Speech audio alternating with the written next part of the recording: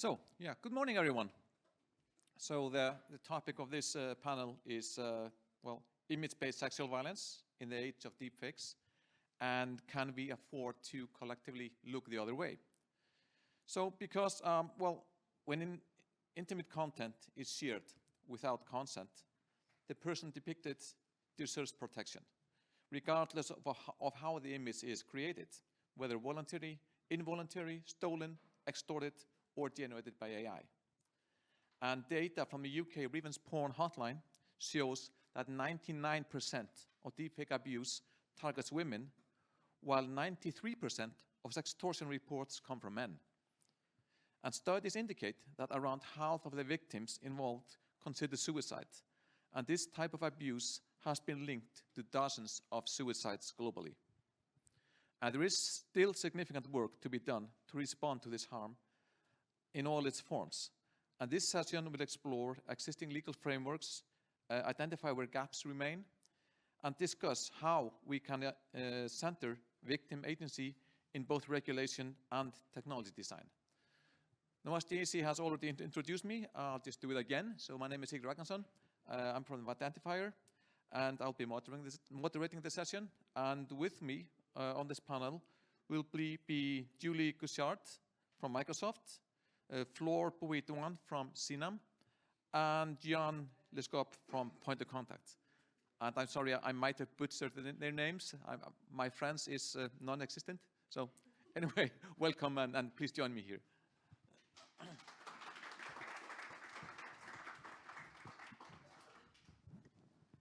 So I don't know if all the microphones are working, but at least there's one for everyone. This one here as well? Yeah. Oh,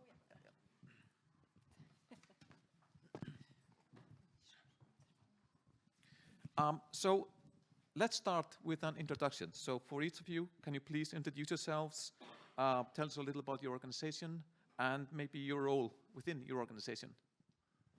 Starting with you. Hi, is this on? Yeah. No, thanks so much for having us, and we as Microsoft are thrilled to sponsor this session on a really important topic, very near to many people's hearts. I'm Julie. I'm based out of Brussels. I'm in our Europe Government Affairs team, but I'm linked to what we call our digital safety team at our headquarters in Seattle. And so I focus on everything digital safety, ranging from CSAM, NCII, terrorist content, and very happy to be here today, so thank you. Thank you. Is it working? Yes. Hi, everyone. Thank you very much for having us here. My name is Flore Bouidouan. I'm Director of Supervision at Commission Naman. CNAM might be easier to pronounce. And I know my French accent might be a little bit confusing because Commission Naman is a media regulator, the Irish media regulator. So just stay with me on this. At Commission Naman, we've been really busy in the last 2 years, date of its creation, to really build our regulatory blocks, which are the DSA, Digital Service Act, the Online Safety Code that we launched in October last year, as well as TCO, the terrorist content online. This is the foundation of what we call our online safety framework. That's where we're really trying to strive for adults and children really to be safe online. Online, and I'll talk a little bit more about that later. Jan, it's up to you now. Yeah, hi everyone. My name is Jan. I work at Point Contact, which is a French NGO whose aim is to tackle cyber violence of all kinds, whether it be child sexual abuse material, but also terrorist content and other illegal speech online, whether it be hate speech or even disinformation. but also all kind of sexual violence against adults, whether it be NCII, sextortion, and all that. The aim of all that is to protect users, internet users. We are a reporting platform and actually a trusted flagger under the DSA for a week now. So yeah, we are going to take our full part in the process of regulating platforms. And I've been at Point Contact for 2 years now, and I am a project manager regarding any studies that Point Contact is conducting on monitoring online abuse. Okay, well, thank you all. So maybe starting with you, Julie. First question, maybe from your perspective, what are the most pressing forms of image-based sexual abuse today? Sure. So I think perhaps before delving into the new and most pressing issues that we're facing today, I'll wind back a little bit and give you an overview of how we at Microsoft have been thinking about this. And really, when we started tackling this issue, we started thinking as early as 2015 about what we could do to have a more holistic approach to tackling what we know is a really complicated and complex harm that requires a lot of contextual analysis in a way that perhaps a harm like CSAM wouldn't require as much. So we started in 2015, and we had a roundtable with at the time Attorney General Kamala Harris, where we wanted to discuss, well, is there maybe a better way to look at it than just seeing this as revenge porn, essentially? And so we landed on the topic of on the definition of non-consensual intimate imagery sharing, so NCII.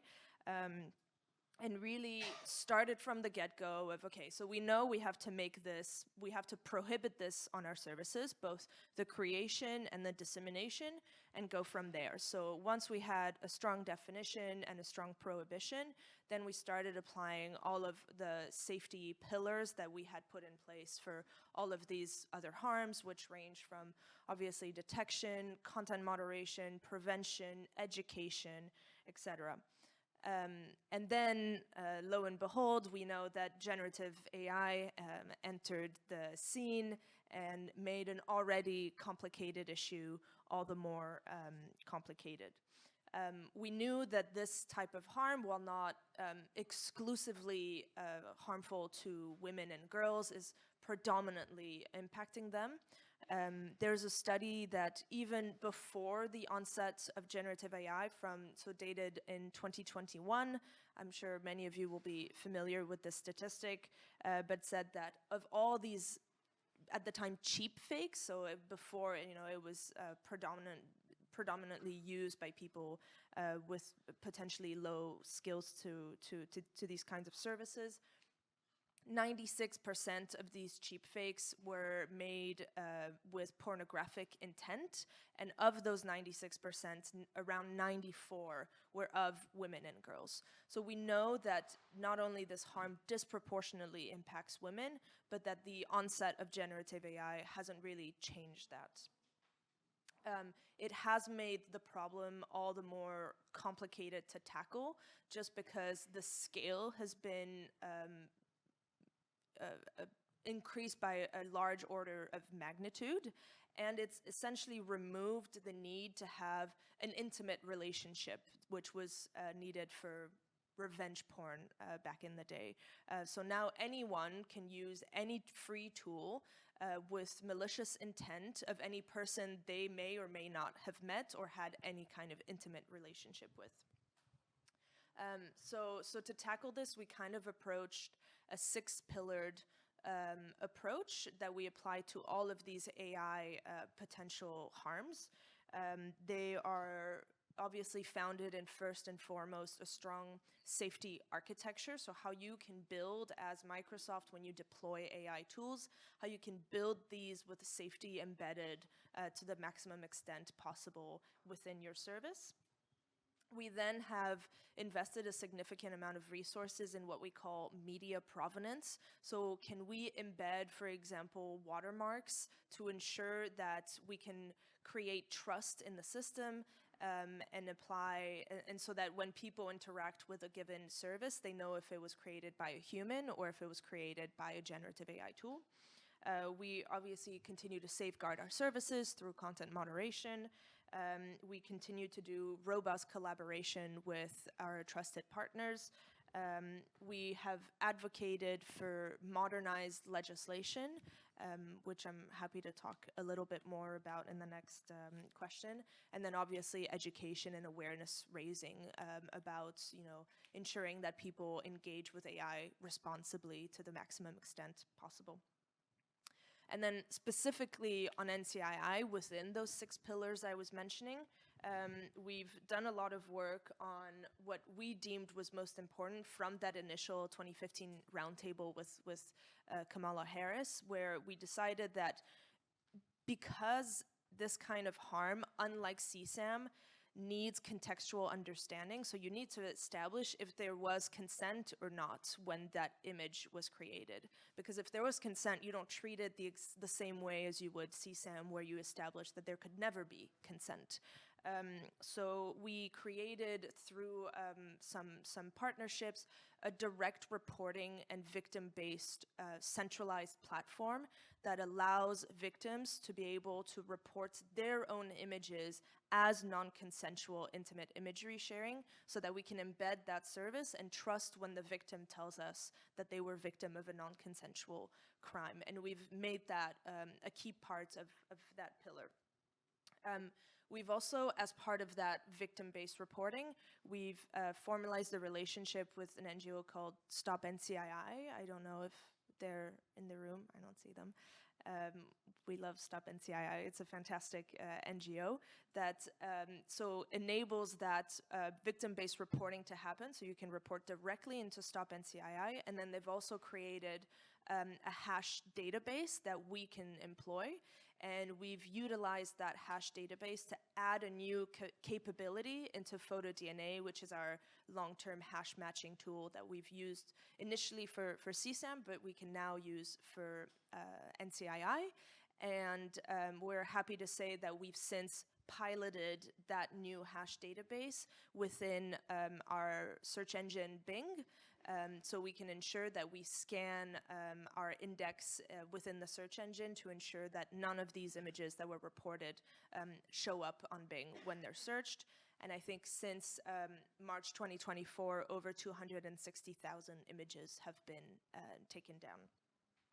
And then we've obviously, I'll stop here, but we've obviously continued to invest into education campaigns, so to ensure that we have everything in place to support the victims today, but also to prevent victims from tomorrow.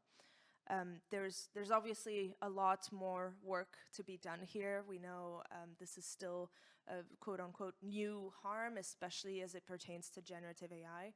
And so I'm really happy to be here today and to hear from some of you that I'm sure have some better ideas on how we can continue innovating here. Well, thank you, Julie. That was very, very interesting. So moving on maybe to the legal environment, the legal framework. So maybe, Jan, how well do the current legal frameworks address the deepfake-based abuse, and what's missing?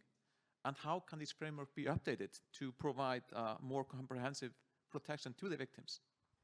Yeah, actually regarding the legal framework, I think there are some adjustment that has been made regarding particularly deepfake issues in the last couple months and years. In my opinion, there are two big ways to see it. There is the content level and the procedure level. I think the procedure level is actually Actually, when it comes to legal provision, actually the DSA does the work pretty well regarding Article 16 about process of notification in order to take down content when it's illegal all over the EU.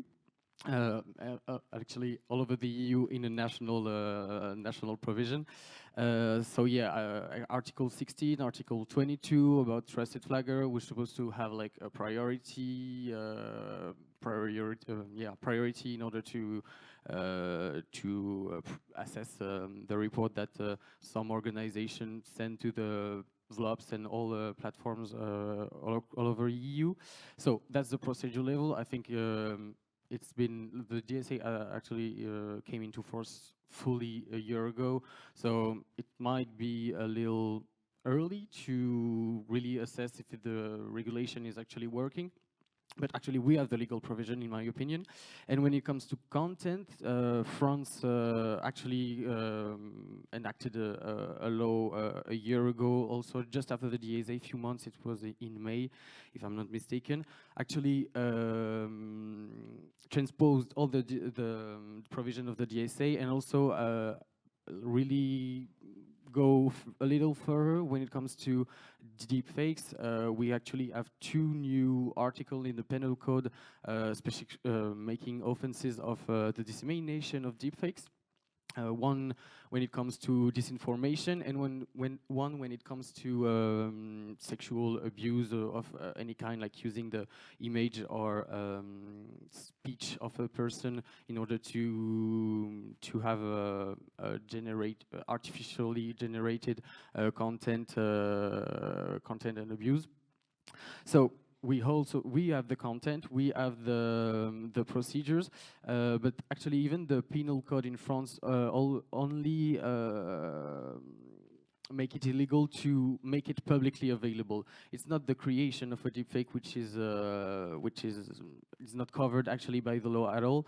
So I don't know where we have to put the start of the offense. Is it to create a deepfake, sexual deepfake? Is it to make it publicly available?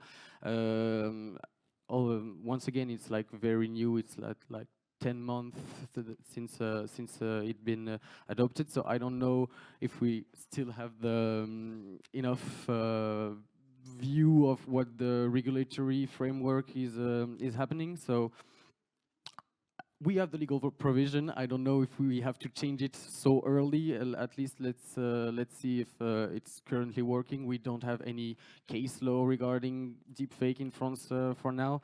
So I don't know. That's my answer. Like, we have all we need. We just have to make it work. Okay, thank you, Jan. So, Julie, you'd like to elaborate on this? Sure. I didn't expect it to be back on me so soon. Well, put you on the spot.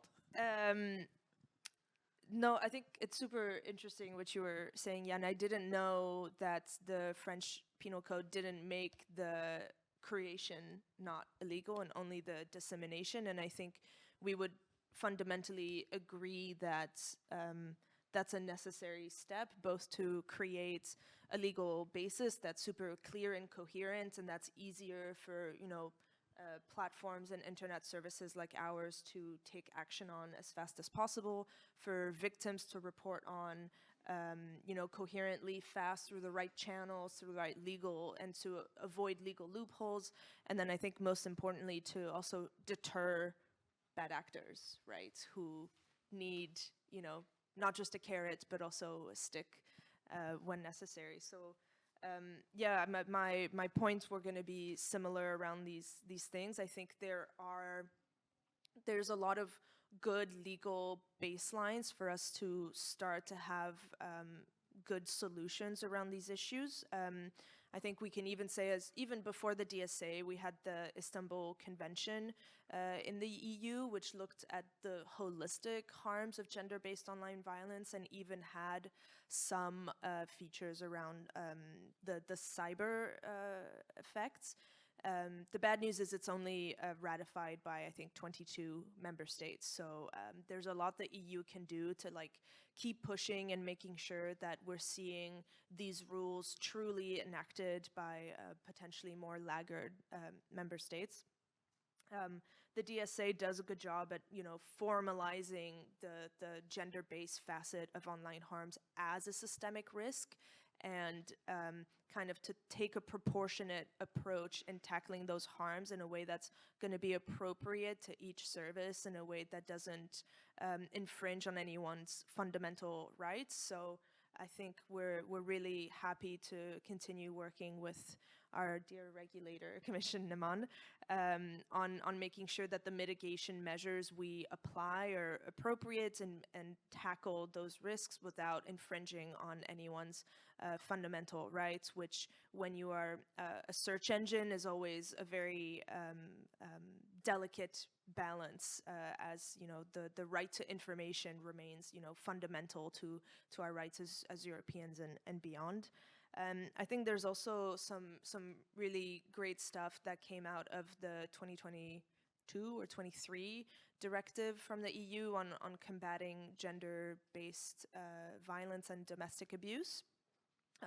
In that it kind of sets the minimum baseline for tackling the cyber facet of those crimes as well.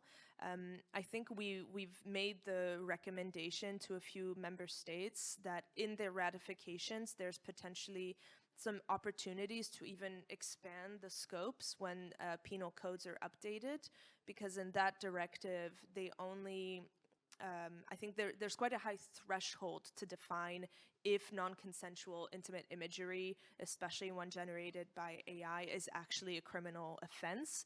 And I think that threshold is that it has to generate serious harm on a person and that it has to be sexually explicit. But in reality, if you go on an AI tool and you just create a nude image of someone, a nude deepfake, and you nudify them, well then perhaps there's some sort of a legal loophole there as to if that was sexually explicit or an act or not. So we do see some form of opportunity to maybe make sure those definitions are as wide as possible so that victims can, again, better report those harms and that we can take better action against them.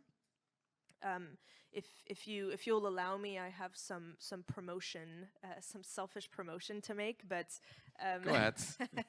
thank you. As part of an exercise on, so as I was saying, we have 6 pillars to addressing generative AI harms, and as part of that exercise, so that 6th pillar of modernized legislation, we've written here with our team a paper that looks at how the current legal frameworks in the EU are appropriate, where there's opportunities to involve, and what we as Microsoft, you know, commit on doing.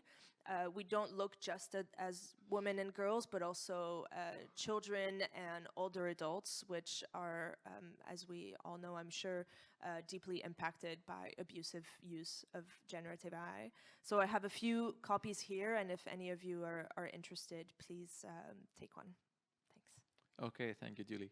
Well, following up on this shameless plug, maybe Floor, and discussing the platforms. So can we identify any concrete product and policy changes that the platforms must adopt now? And whether it's in content moderation workflows, user experience, or AI tools, to mitigate this, to mitigate the pile-ons, image-based abuse, and online misogyny? Yes, I think I can. Sorry about that. So I think there is. I think first of all, as Jan said, we need to see what's in the regulation, and I think the DSA or the OSC really address and have some requirement that can really help and really make sure that platform take the right mitigation measure to combat. For example, the NCII, and I will really take maybe another angle on this. I guess there is what the regulator can do. There is this requirement, so there is things around the risk assessment for very large platform under Article 34, 35. There is risk assessment that needs to be produced, and it is now publicly available since last November, I think. And that's a way, it's accountability, I guess, for platforms to really show what measure they have in place. The recommended system also is something to look at, because I guess the problem is really the amplification of this content that is problematic, and that's something that there've been few study around it, and that's something that platforms should already look at.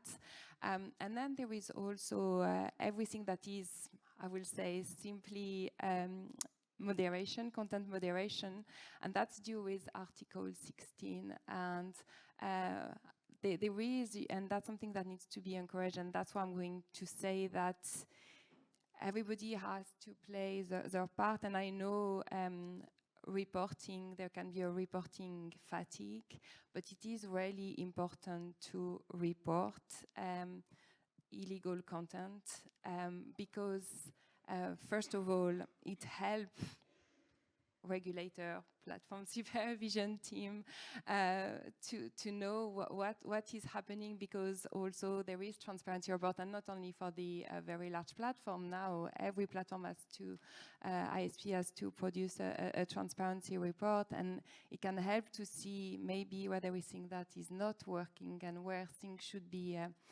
addressed.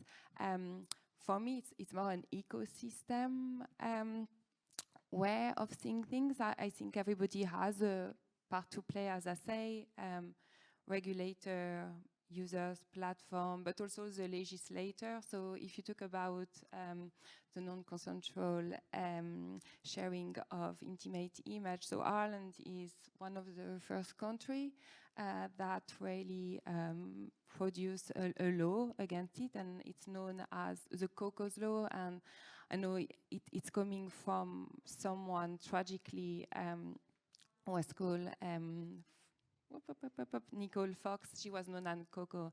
She committed suicide after years of abuse, and that's really took from the Irish government to take this law. And under this law, it's really criminalized harassment and harmful communication, which includes the sharing, but also the intention to share intimate image of a person without their consent.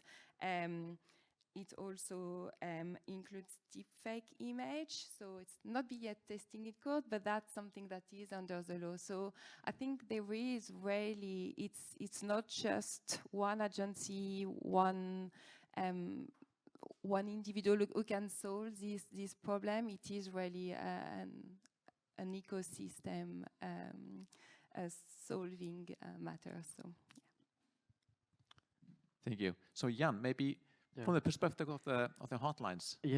Actually, as a reporting platform and as a trusted flagger, we really bring the civil society part of it all, the user experience. And I think even as Microsoft say, there might be some reporting that is oriented to the victim, like having them to go directly to the ISP. I think we do still encounter a lot of like no reports having been treated like the way we would expect. How can I explain it? Well, I think like the platform should not necessarily ask for the victim themselves to go to them. Like, this is a process where it could be like hundreds of images of you online, and if you have to go to every single ISP, do you know the ISP? Sometimes it's like Microsoft, Google, whatever, and it's pretty easy to find their complaint mechanism and all that.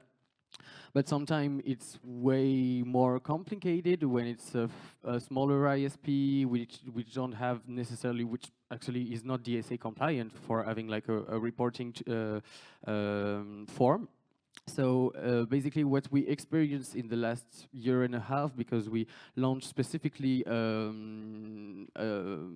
tool to fight NCII, which is called Disrupt, and which is here for removal and prevention of further dissemination.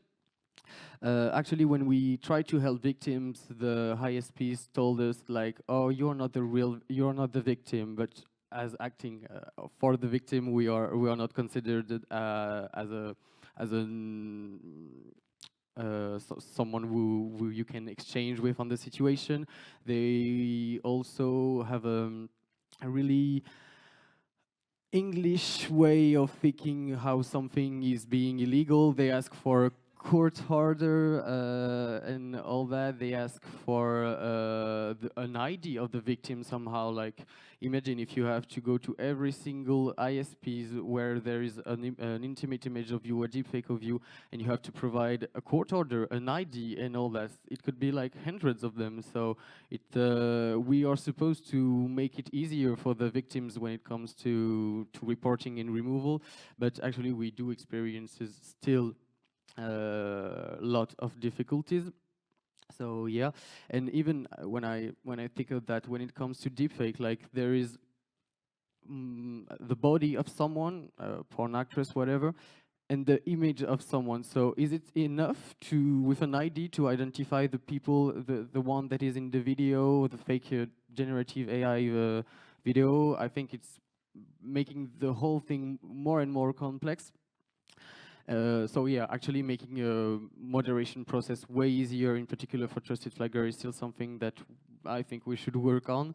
There is also, you told Ziggy about like AI tools that could work on. There are really survivors and projects, even here I know, that are developing some solution in order to find all the content that you might be on the internet, and that is sexual exploitation of your identity, your image. So as Point Contact is evolving, maybe we will try to have like more and more of a victim-centric approach regarding like, yeah, we can remove one content, the one you found, but maybe a dozen of other content are still online, and you can still be subject to a process of victimization again and again.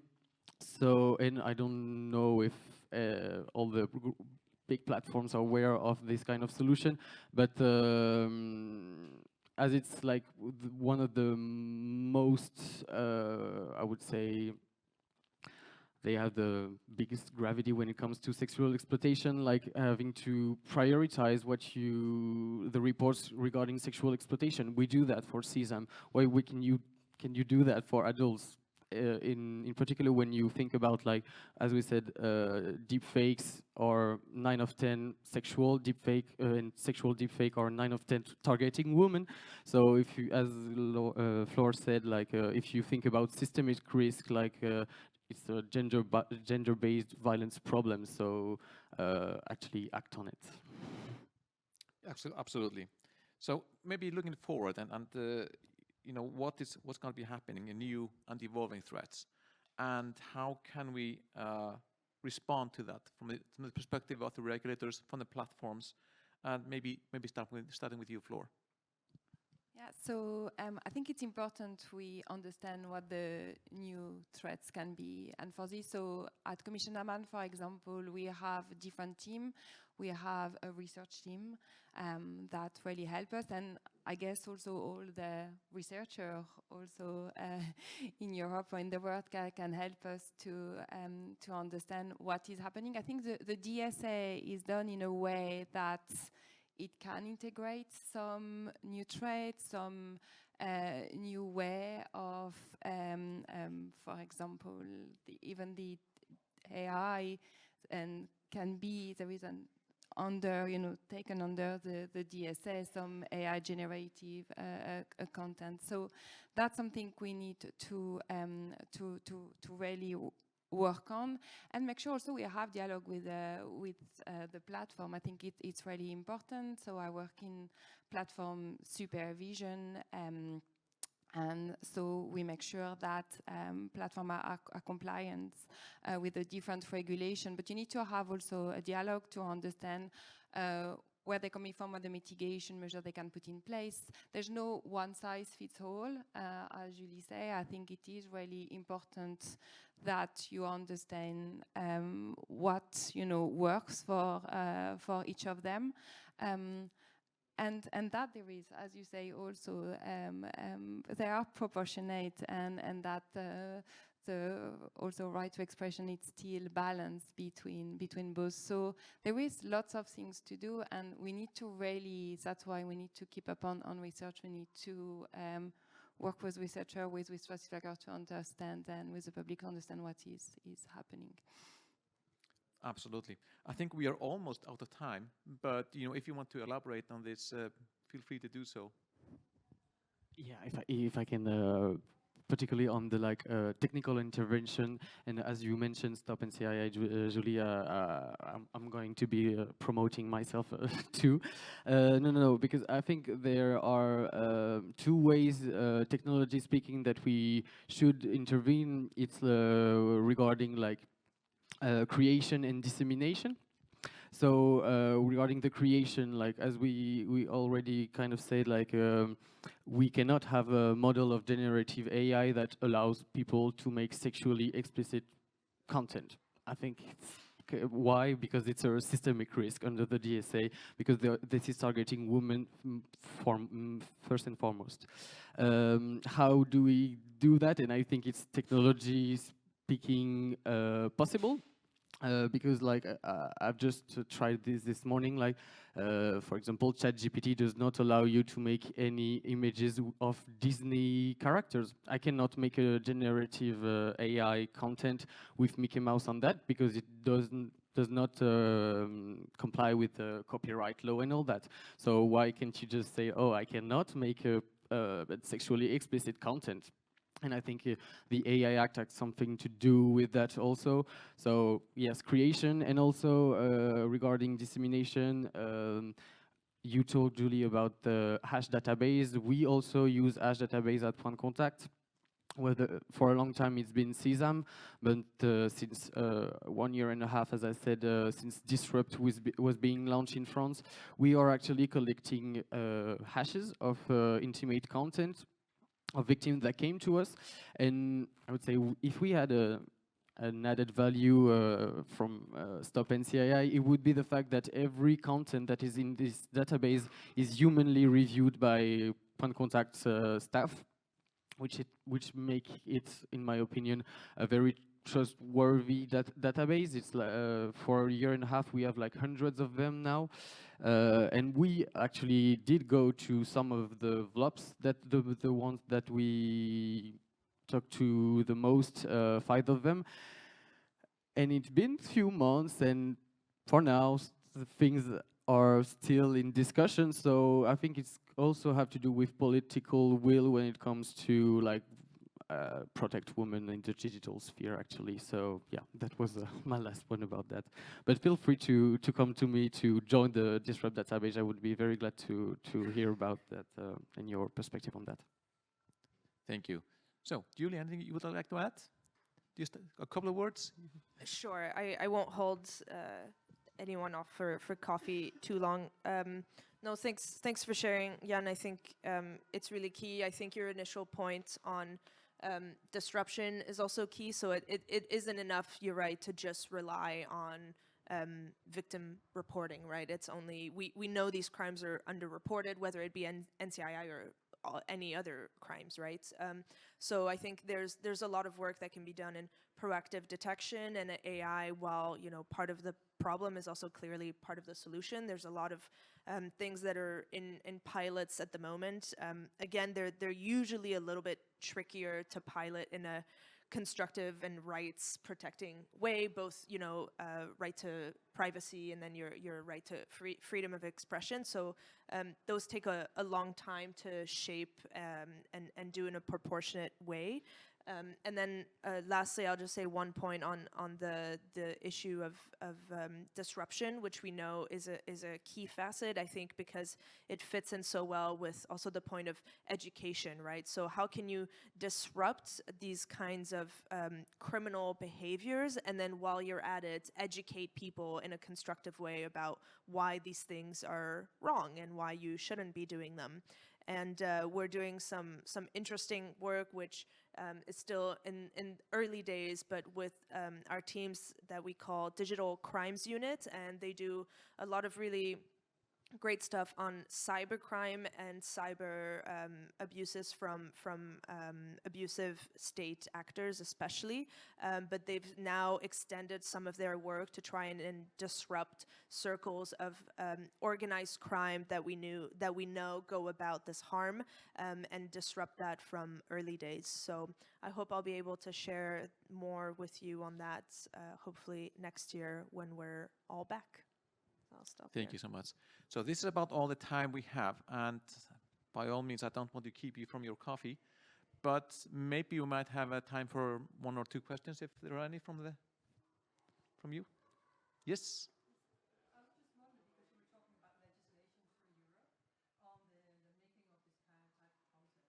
In what case GDPR helps here? Because I think under GDPR you would say you are processing personal data.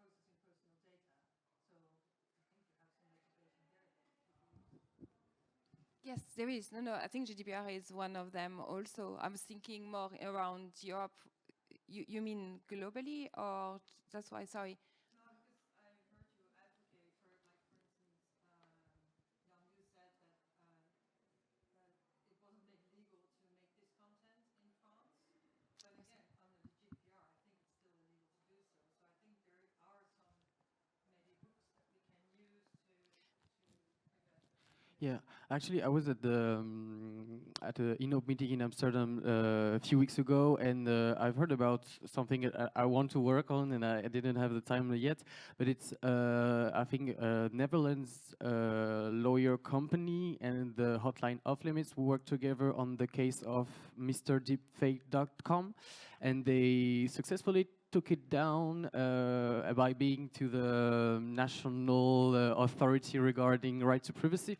And I think it was a really, really interesting approach that we don't have in France still.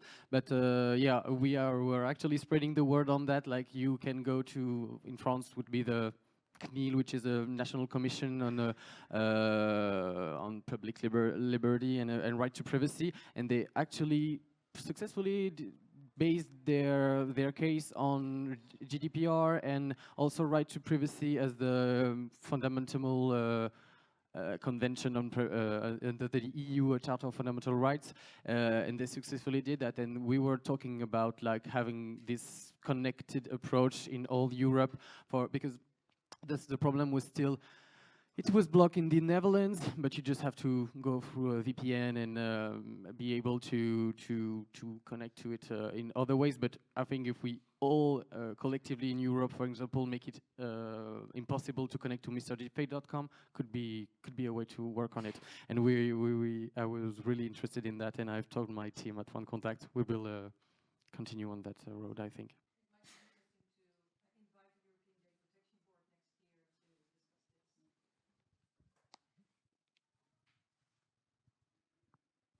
And if I can make one last shameless plug, we talk a little bit about our paper as well. We look at how the privacy frameworks that are in Europe, while obviously incredibly useful to defend all of our right to privacy, can be a little bit outdated, especially if you want to deploy new state-of-the-art detection tooling, especially for these really complicated issues that require a lot of contextual analysis. So if you're looking at grooming and NCII, if you need to establish a true understanding of if that image was made with consent, you need to just run more than a hash database. And a lot of the privacy frameworks are incredibly rigid and make that legally quite difficult. So it can be a hindrance to innovation in that space sometimes. So I think there's some specific ways in which we wanted to look for opportunities in, the new e-privacy framework, for example. One more question. Yes, go ahead.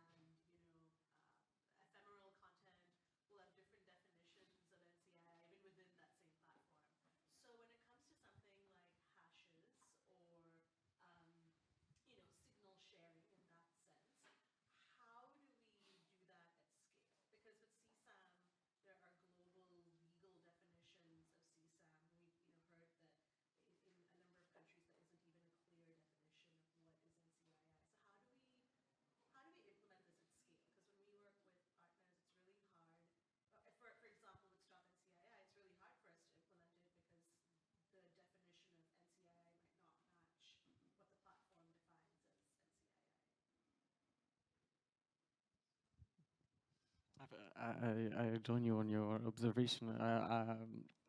Actually, we just have, I guess, to wait that all the countries in the world repress this kind of content. But I think I don't know if it will ever happen. So basically, it's very on a voluntary level that the things work, and that's where the difficulties that we are experiencing with Disrupt2. It's like, okay, we don't know what kind of content there is in this hash database. Maybe we would make it fall under the freedom of expression. But I mean, I don't love this this kind of not an argument, but yeah, that's not freedom of expression when you exploit someone's sexuality. It does never fall under that. So basically, we're just trying our best as a CISO for us. So I don't know if I have all the answers. Yeah, I agree with that. I think it is depending of country, depending of region, depending of platform, how you say. It's not something that there is not a real definition. So maybe to find the kind of common, first of all, if you know what the common points are, I think that's a start. And then I think maybe it will come, I don't know if it will come more, I don't think maybe with the legislation, but I doubt it, but just have a good understanding, or maybe it's a code or something, you know, something that all stakeholder agrees on. But it's not only, I think it's the same sometimes for what the definition of terrorism, what the definition of, you know, other type of content, and that's something that can be problematic and hard, yeah, to the difficulties. So need to find some solution. Not sure what they are yet, but need to look at that. Okay, so thank you again. I think this is all the time we have. I think we are way past our time. So I'd like to thank our panelists, Julie, Flor, and Jan, for being here with me.